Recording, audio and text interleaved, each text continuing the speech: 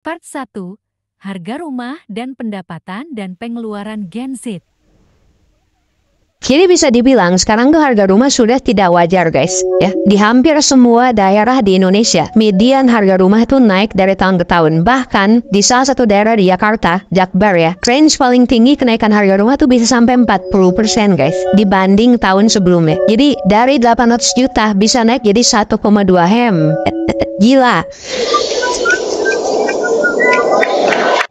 Dan saking gilanya harga rumah, untuk beli rumah lu harus kumpulin duit gaji lu sampai kurang lebih 20 tahun. Lu bisa lihat ya, ini riset dari FEB UI, di Medan, Surabaya, Batam, Makassar, Jakarta. Itu lu harus kumpulin 20 kali rata-rata pendapatan tahunan. Alias, ya kalau gaji rata-rata misal 5 juta gitu ya, per bulan, atau 60 juta per tahun, berarti harga rumah tuh 20 kali dari 60 juta itu, alias 1,2 M ya, bener ya. Kalau gaji rata-ratanya sekitar 5-6 juta. Dan ingat ini gaji full ya. Jadi lu belum makan guys. Lu belum makan, lu belum biayain orang tua ya, biaya sandwich generation, belum biaya nikah, belum beli mobil. Gaji lu semua lu pakai 20 tahun 100% baru bisa beli rumah. Terus sekarang pajak juga bakal naik dan akan ada lagi potongan tapra. Yang mana tapra ini bisa jadi tidak dinikmati oleh lu yang nyicil tapra juga. Jadi tidak dinikmati oleh kaum middle class. Jatuhnya ya patungannya buat kaum yang membutuhkan atau kaum kelas bawah. Jadi sedih banget sih sebenarnya ya kalau lu jadi kaum middle class sekarang tinggal di kota besar kayak Jakarta, Medan, Surabaya, Batam, Makassar. Nah ini udah kurang lebih menyedihkan gitu.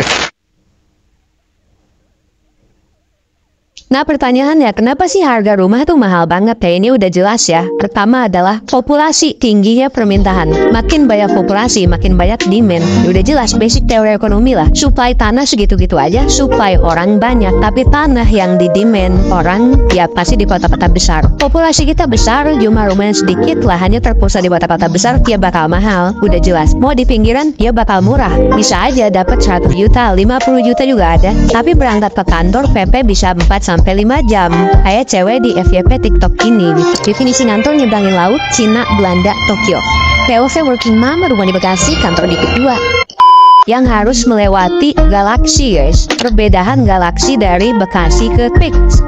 Nah, itu alasan pertama. Alasan kedua kenapa harga rumah naik terus ya adalah inflasi ya. Sebenarnya mungkin 5 bulan terakhir ya terjadi deflasi berturut-turut. Tapi menariknya rumah itu tidak terdeflasi ya. Tidak terdeflasi kalau kata Mendagri. Sebenarnya Mendagri bilang deflasi itu cuma terjadi di sektor tertentu aja. Tapi dia nggak bilang rumah gitu. Jadi rumah bisa jadi tetap mahal ya. Tetap bakal naik. Dan kalau kita lihat bahan bangunan buat bangun properti ya kayak kos-kosan gitu-gitu itu masih naik sih harganya dibanding tahun 2023. Jadi bisa dibilang ya rumah kagak turun sih harganya. Terus yang ketiga, perkembangan infrastruktur yang besar ya dari Pak Jokowi dan kawan-kawan gitu itu bikin harga properti juga jadi naik karena ya makin strategis. Ada MRT, ada LRT dan segala rupa. Dan ini yang paling penting yang terakhir menurut gue ya, pembelian rumah sebagai aset investasi. Nah, jadi yang beli rumah itu bukan Gen Z menengah doang, bukan Gen Z menengah dan Gen Z miskin, tapi mereka juga harus bersaing dengan orang kaya antar generasi.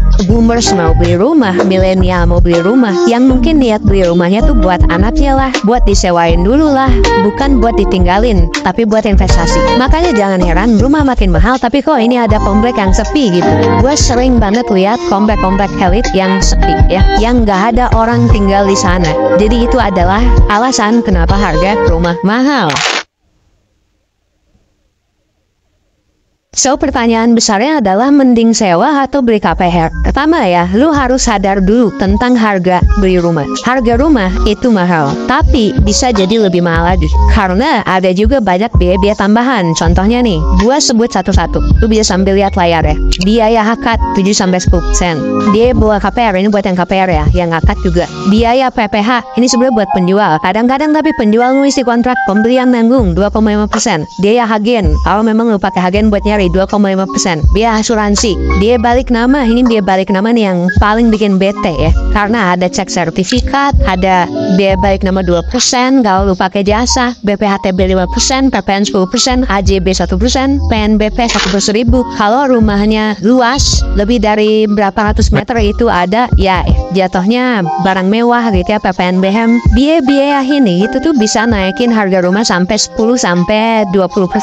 Jadi jangan kaget kalau lu beli rumah nih, harganya 200 juta. Bisa jadi di akhir tuh biayanya nambah jadi 20-40 juta buat nalangin penjual, negara, notaris, dan lain-lain ya. Jadi jangan kaget lu beli rumah 1M, bayarnya nambah 100-200 juta. Belum lagi ada beban lain setelah lu punya rumahnya, lu harus bayar PBB-nya, lu harus bayar maintenance-nya, dan lain-lain. Tapi dibalik itu semua, lu akan ngerasa ya of course lebih stabil, udah punya rumah sendiri, dan of course harga tanah dan rumah masih akan terus naik. Gue sih yakin sama populasi kita naik akan selalu naik. Jadi ini beda banget ya, kayak mobil misalnya HP yang nilainya tuh abis lu beli langsung nurun, tanah dan rumah itu justru bisa jadi bakal naik. Di sisi lain, sewa rumah juga ya of course bisa jadi fleksibel ya kan. Dia sewa juga bisa lebih murah daripada KPR dan tadi ya, dia balik nama dan lain-lain. Cuman lu jadinya nggak punya aset, terus kenaikan harga sewa juga naik terus, dan kondisi nggak terduga lainnya lah. Kayak misalnya pemilik yang nggak mau perpanjang dan lain-lain. Kalau gue pribadi, opini gue pribadi, apakah beli rumah atau sewa atau KPR gitu ya, opini gue pribadi udah jelas.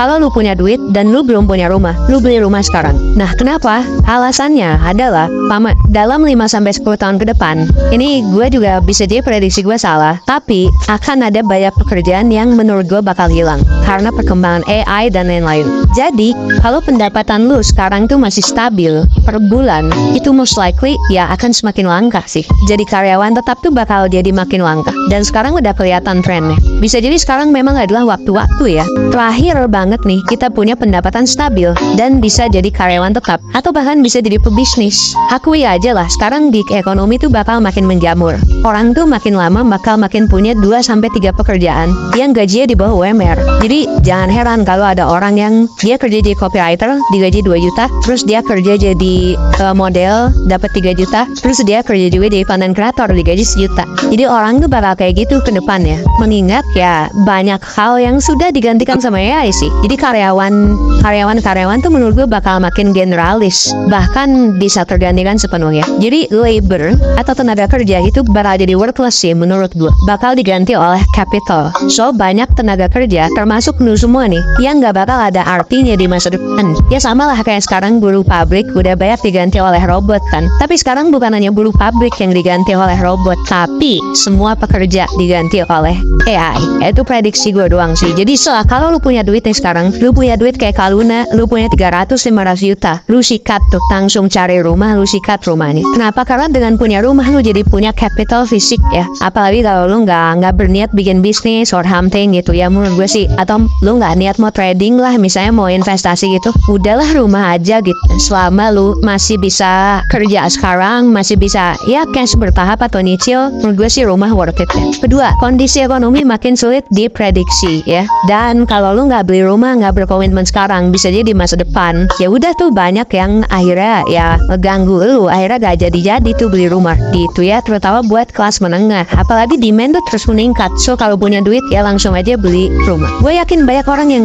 kayak bingung gitu, kok lu ngedorong banget orang beli rumah gitu. Apa ini promosi KPR atau apa? Kagak cuy, gue kagak promosiin KPR. Kalau bisa cash bertahap ya silakan, kalau bisa cash keras ya lebih bagus. Mungkin bakal banyak yang aneh karena di video sebelumnya gue selalu bilang setiap barang tuh jangan beli mobil lah, jangan beli HP. Beli mobil tuh bodoh misalnya gitu. Well rumah tuh beda sih ya, karena rumah tuh pertama, rumah tuh ada aspek sentimentalnya. Kedua, tanah harganya cenderung naik. Dan yang ketiga, tanah tuh sangat bisa diwariskan ke generasi selanjutnya. Yang keempat juga adalah tanah dan rumah itu ya tempat privacy lu gitu. Ini adalah hal yang kalau kata Kaluna gitu ya, hal yang emang gua miliki gitu, bener-bener gua doang yang punya gitu loh. Nah itu sih menurut gua, jadi rumah tuh banyak aspek-aspek lain yang sebenarnya jadi bikin gua lumayan pro sih kalau ada orang bilang beli rumah jangan, ya beli sih kalau lu ada duitnya. Nah